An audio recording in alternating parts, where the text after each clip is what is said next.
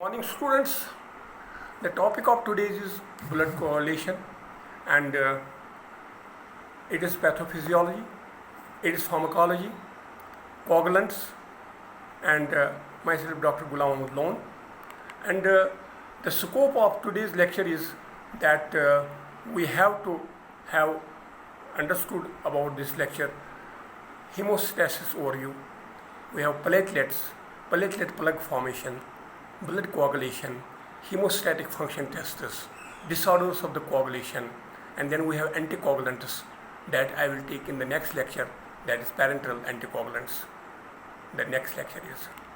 And the hemostasis overview is definition first of all.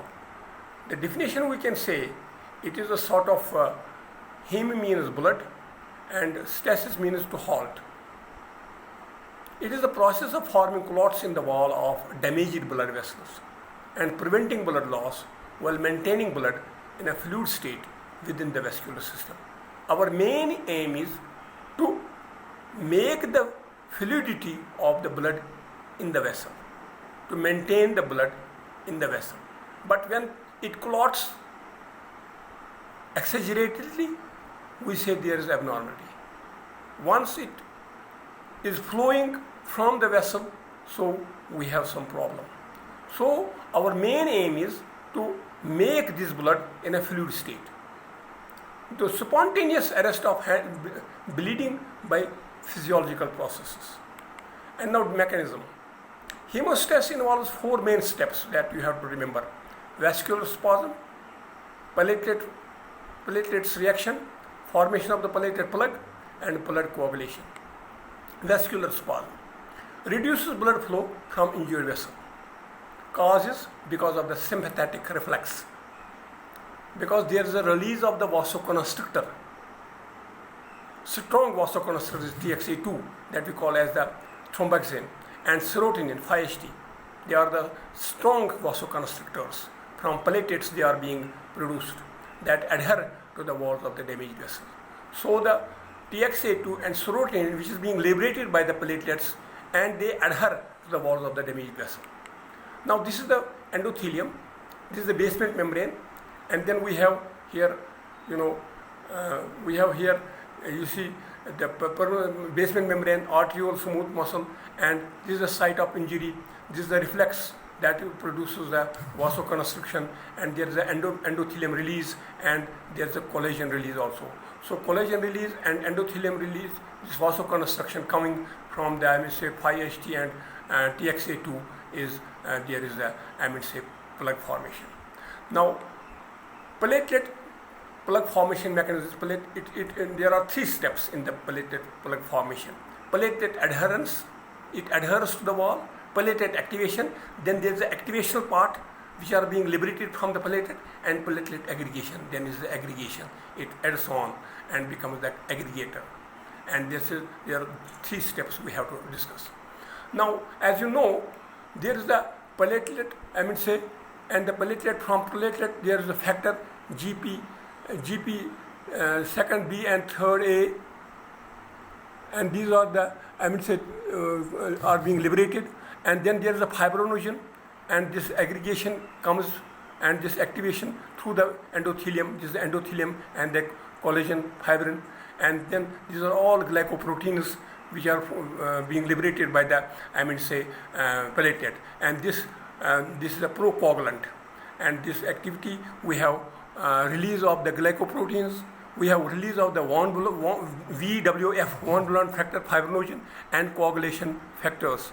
And then it is being released by ADP, serotonin, and we have calcium, and we have other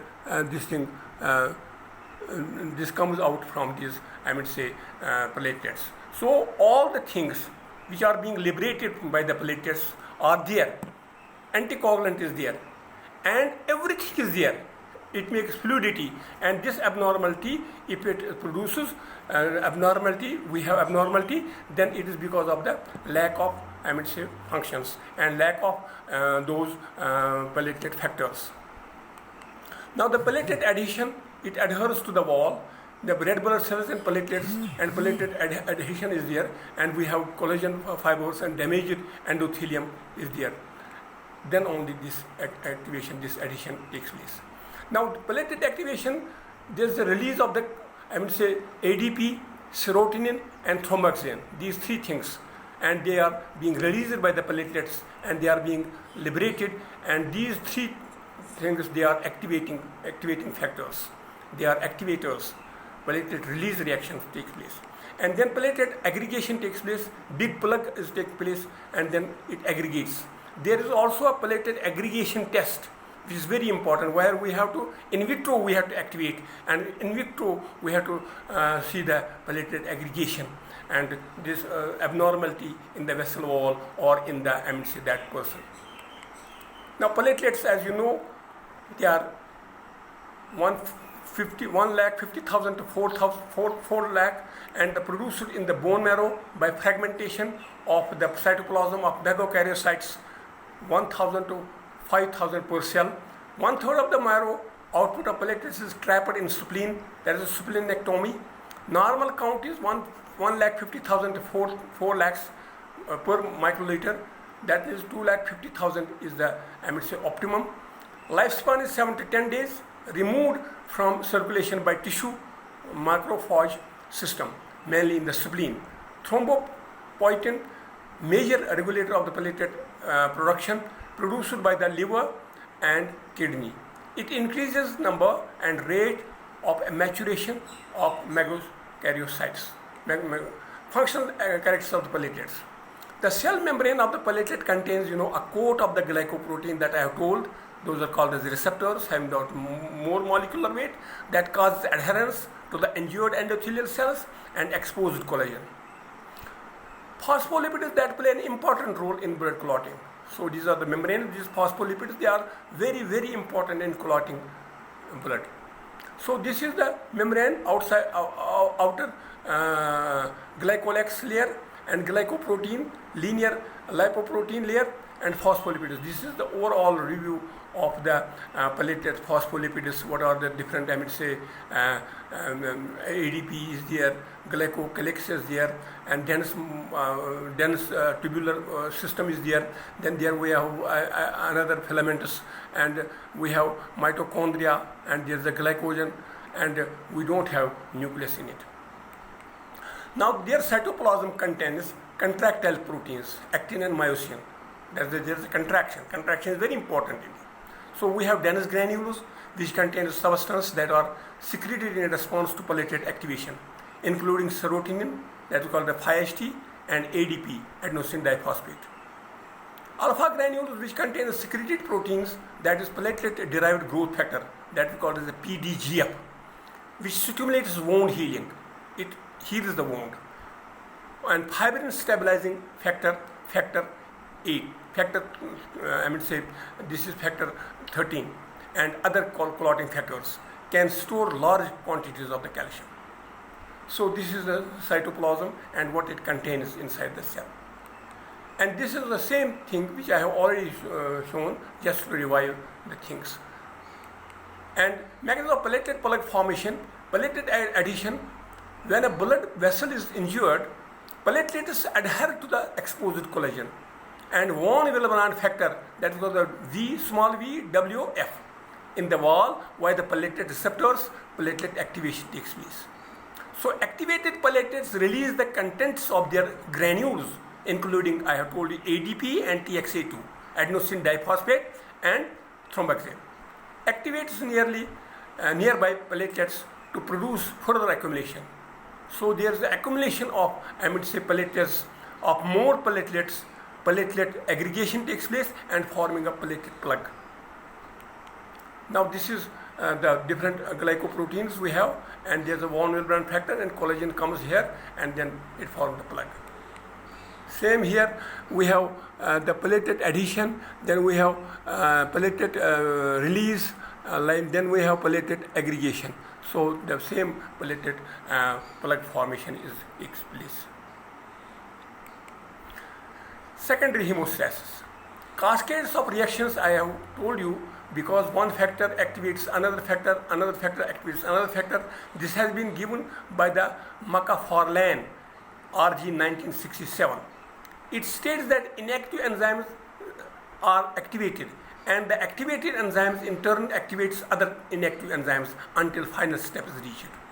So these are the cascades of reactions. One factor is activated, another factor is, I would say, reactant. Likewise, the factor, coagulation factors takes place. So polyp coagulation. The clotting mechanism involves the cascades of the reactions in which clotting factors are activated. Most of them are plasma proteins synthesized by the liver. Vitamin K is needed to synthesize of factors second, factor 2, factor 7, factor 9 and factor 10. These are all vitamin K dependent, I would say, these 4 factors. They are always present in the plasma in an inactive form. So when they are being activated, they are, I would say, vitamin K dependent. When activated, they act as proteolytic enzymes which activate their inactive enzymes. Several of these steps require calcium and platelet. This is very important.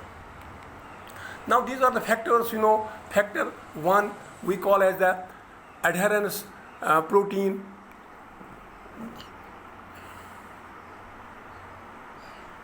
And then factor 2 and factor 3, factor 4, factor 5, factor 6, factor 7, factor 8, factor 9, factor 10, factor 11, factor 12, and likewise factor 1, as I have already told you that factor 1, this is not readable, but you have to remember this adherence, this adhesive protein is factor 1. Factor 2 is activated form in main enzymes of the coagulation. Factor 3 is lipoprotein, indicator of the extrinsic pathway. Factor 4 is metal cation necessary for coagulation, that is calcium. And factor 5 is cofactor for the activation of the prothrombin to thrombin. Factor 7 we have with tissue factor, and it is called as the initiation extrinsic pathway.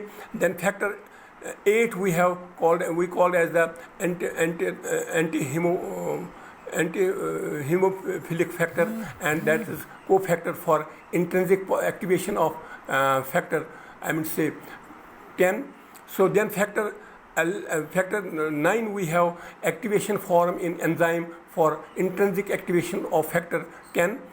Factor 10 is start promote power factor, that is the activation form in enzyme for final common pathway.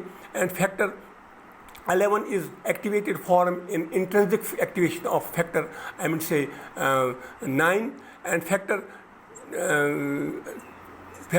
12 is factor that normally starts APTT, activated prothrombin time based intrinsic pathway. And factor 13, fibrin stabilizing factor, that we call as the transmidase, that cross links fibrin clot. And then we have high molecular factor, that is called as the von Willebrand factor, that is the cofactor.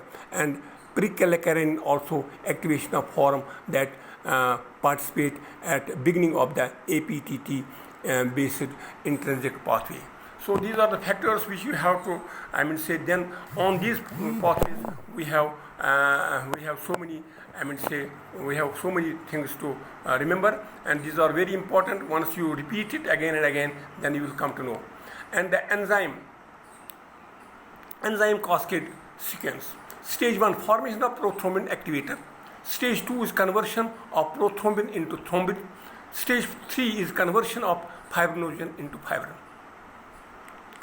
So this is the coagulation, blood coagulation and fibrinolysis. So coagulation is, we have to have a fast intrinsic clotting system. Injured cells, we have factor 8, factor 7 and factor, I mean say calcium factor, that is factor 9, and cascades in seconds. This takes place in the seconds. Then this is coagulation is factor 10 and 10A and factor 5 and 5A, and this calcium is given through these phospholipids, and there is a prothrombin to thrombin, and then this fibrinogen first becomes fibrin monomer and then a fibrin polymer also. So fibrinolysis is to dissolve this clot, and plasmin, antiplasmin is there, and fibrin fragments are there. So you have to have this pathway so that you will come to know the actual drugs which are acting through these. Now the blood coagulation, the ultimate step in clot formation is the conversion of the fibrinogen to fibrin.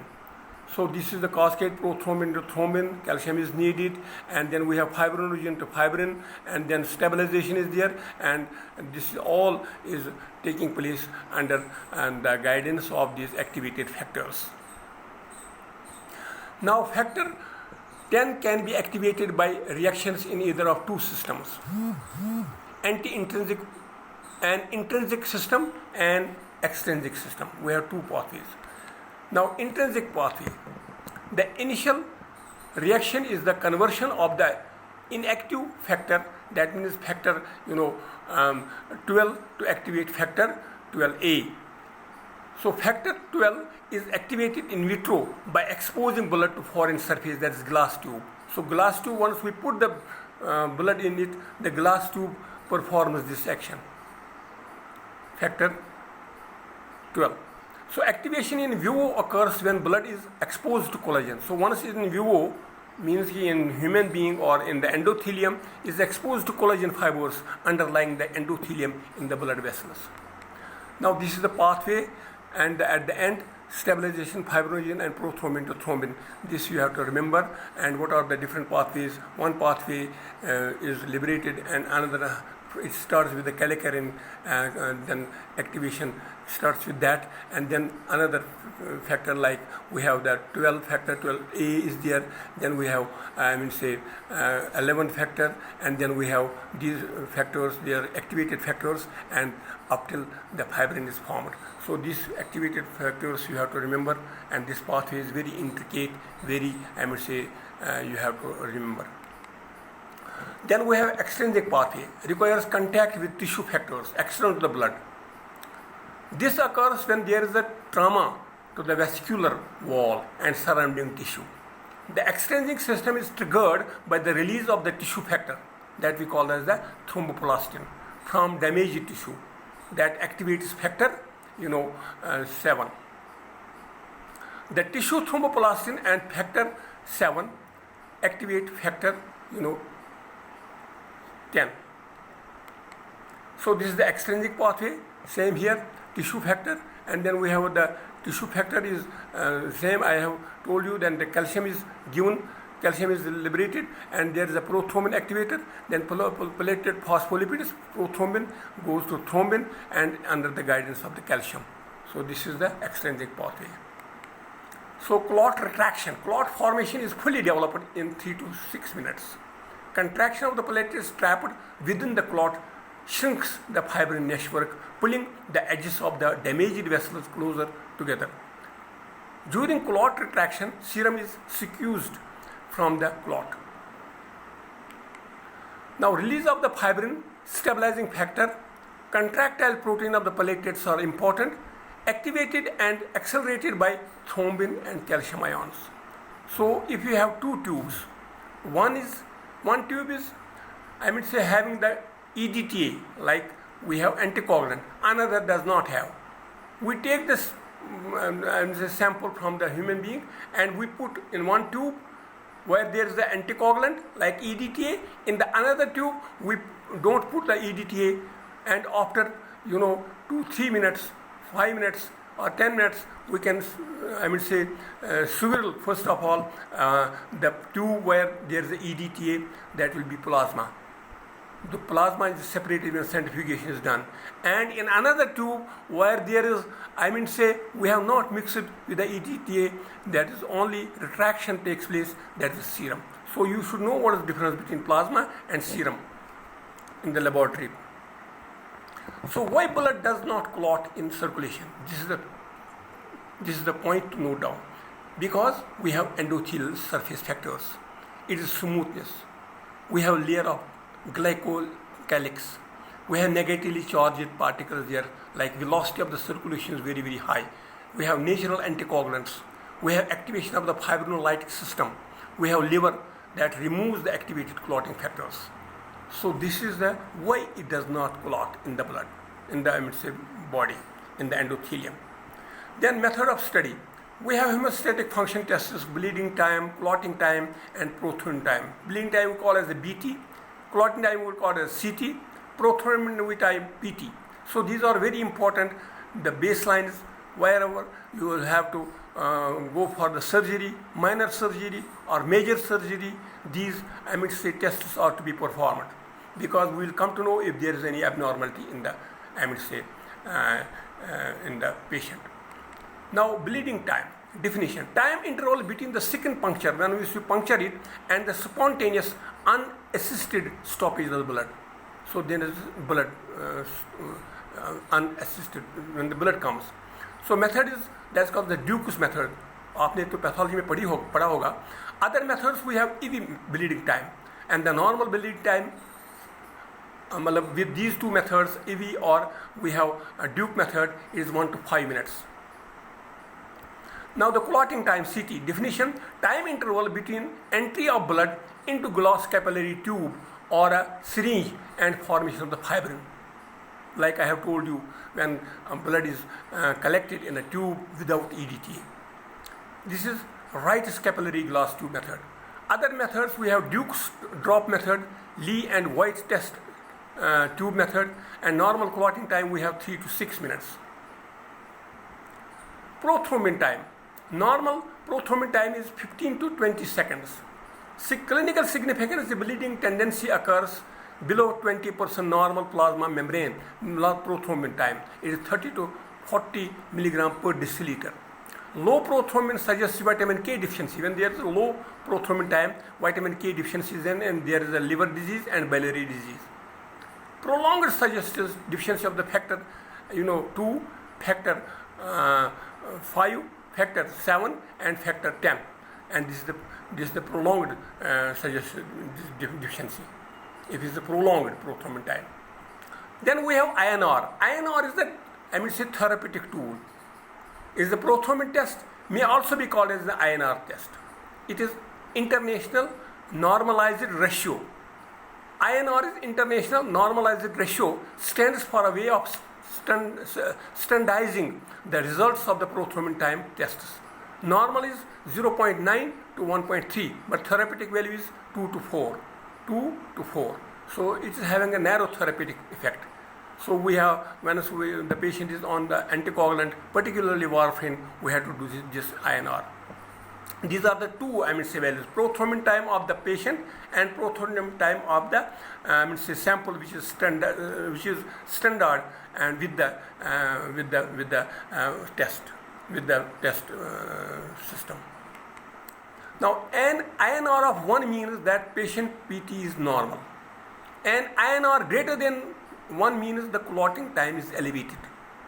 INR greater than 5 to or 5.5 is unacceptable, high risk of bleeding. So when you have high value of INR, there is a propensity or there is a susceptibility that the patient will bleed. Whereas if the INR is 0.5, then there is a high chance of having a clot. So if we have 0.5 INR, it clots. If we have more than 5.5, there is a bleed. Normal range for a healthy person is 0.9 to 1.3. This is the normal phenomena. And for people on warfarin therapy, I told you, it is guided. It optimizes the therapy of warfarin. It's the oral anticoagulant. It is 2 to 3. Now we have newer oral anticoagulants, but for this warfarin, which has been characterized, which has been, therapeutic schedule is there for a long period of time, and it has been from the history, and we have to standardize this, and it should be from 2 to 3 normal phenomena. Although the target INR may be higher in particular situations, such as for those with the mechanical heart value. Now, disorders of the coagulation. Defective blood clotting. Deficiency of the clotting factors, we have 1, we have second, we have 5, we have 8, we have 9, we have 10, and deficiency of vitamin K also disorders of the coagulation.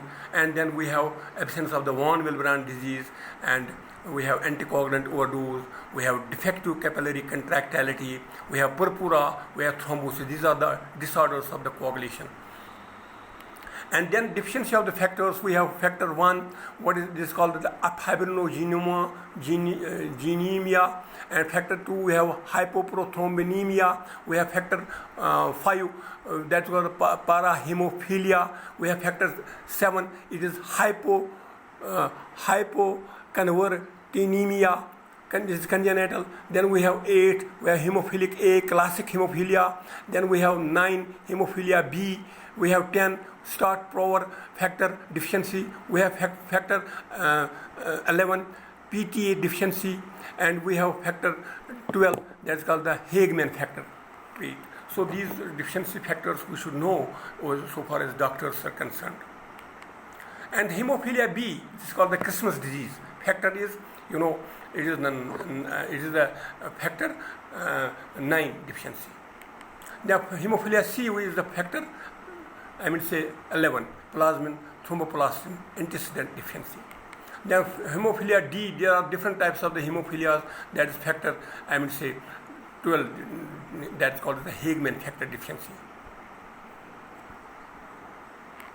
And then hemophilia factor 8 deficiency is inheritance sex-linked X chromosome, particularly females are the carrier. Diagnosis CT increased, BT normal. Treatment is flush. We can give in hemophilia flush blood transfusion, injection factor 8, and we can also give 9, injection thrombin and thromboplastin. So these are the therapeutic schedules for the hemophilia. Purpura. This is the purple colored petechial hemorrhages and bruises in the skin, characterized by the spontaneous hemorrhage beneath the skin, mucous membrane and internal organs, capillary abnormality. We have types, we have primary idiopathic, congenital or hereditary seen in children. Secondary symptomatic, we have allergies, we have infections, we have drugs induced and cancer, purpura. And von Willebrand factor deficiency is there, deficiency of the von Willebrand factor and amount of factor 8.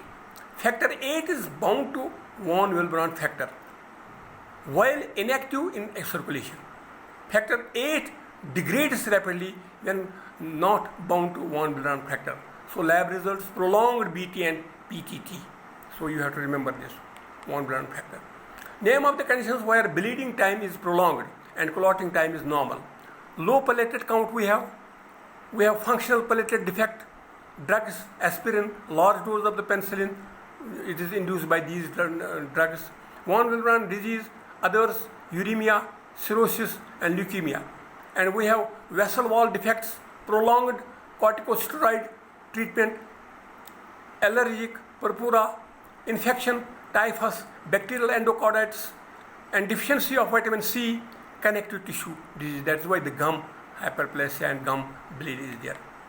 So hereditary coagulation factors were hemophilia, von Willebrand factor, fibrinogenemia or dysfibrinogenemia. Acquired coagulation factors we have vitamin K, vitamin K deficiency, liver diseases, intravascular clotting, anticoagulant therapy, and newborns mostly this vitamin K deficiency is there. And now we have blood coagulation. Blood coagulation means the conversion of fluid blood to solid gel. So balance is procoagulant and anticoagulant. So anticoagulant will be taken care of in the next lecture. Now I have already told about this, and this also platelet function, and this also platelet, von Willebrand, these hemostatic platelets. And this also I have mentioned. And then we have vitamin K. Coagulants. Vitamin K, vitamin K1, K2, K3. We have vitamin K1, and this is called as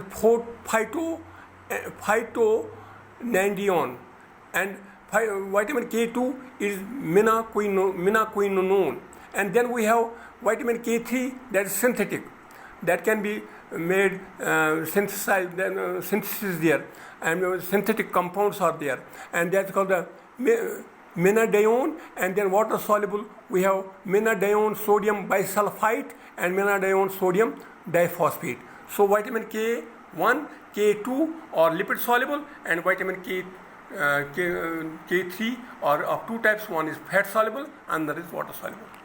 Now vitamin K. We need vitamin K daily.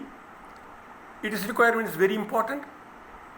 Colonic, it is in the colon, bacteria synthesizes, and that we call as the menaquinone K2. It is to be given 50 to 100 microgram per day. Mechanism of action is GABA carboxylation of factor 2, factor 7, factor 9 and factor 10. Also protein C and protein S. And gamma carboxylation of the glutamate confers capacity to bind to calcium. So carboxylation of glutamate is very important. So you know this is the vitamin K reduced, and it comes from the epoxide. This is vitamin K epoxide reductase, and then there is a oxidative deactivation, then there is a carboxylase precursor prothrombin time, and then the biologically active prothrombin time. This cycle you have to remember, because it is the vitamin K epoxide where the vitamin K, this vitamin K synthesis takes place, and this is the gamma carboxylation glutamate confers capacity to bind. This is, if this is inactive, calcium cannot bond. So this is very important for the calcium binding. Now the vitamin K pharmacokinesis is fat soluble from intestinal via lymph, needs bile salts, water soluble directly to portal blood. K1 by active transport can be taken by the active transport, K2 and K3 by passive diffusion, because K3 are mostly water soluble and metabolized in the liver. Now vitamin K deficiency normally does not produce deficiency, but you have already gone through the vitamins. So bleeding, we have first sign. If there is a hematuria, if there is a GI bleed, there is a epistaxis. So in newborn, heavy alcoholics, they have got vitamin K deficiency. Liver disease, we have vitamin K deficiency. Obstructive jaundice and malabsorption. Uses malabsorption, dietary deficiency, obstructive jaundice, newborn baby, and overdose of the oral anticoagulant 10 mg intramuscular, 5 mg 4 hourly. ADRs, if there is an excess of the vitamin K. Flushing, breathlessness, fall in blood pressure, sense of constriction in chest, menadione K3, hemolysis. If there is a G6PD deficiency, then we have connectors. So there is a susceptibility of the jaundice. So that's why we give this drug in newborn, because they have got vitamin K deficiency. They cannot have the source of the vitamin K. So we have to see, this is a rationale to see in the newborn. So others, we have fibrinogen obtained from human plasma. Clinical use, hemophilia, anti-hemophilic globulin deficiency, acute fibrinogenic status. Anti-hemophilic factor prepared from the pooled human plasma, where there is a platelet-rich plasma. Clinical use, hemophilia and anti-hemophilic globulin deficiency. Then another drug is, which is coagulant, is ethamsilate. Acts by inhibiting hyaluronidase enzyme and to increase capillary stability. Clinical use is prevention and treatment of the capillary bleeding, that is, after tooth extraction we can give abortion, menorrhagia, epistaxis, hematuria and GI bleed. Adverse effects is nausea, headache, rash and hypotension after IV injection. Then another drug is desmopressin, ADH, antidiuretic hormone. It releases the von Willebrand factor and factor 8. This is the mechanism behind this desmopressin. Now we have other local hemostatics. Stop bleeding from the local or appropriate site. Never use it systematically as coagulants.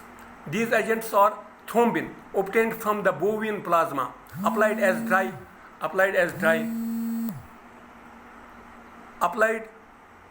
dry powder or as fresh solution. Russell viper venom also we have, acts as thromboplastin, clinically used in the hemophilics on the external bleeding.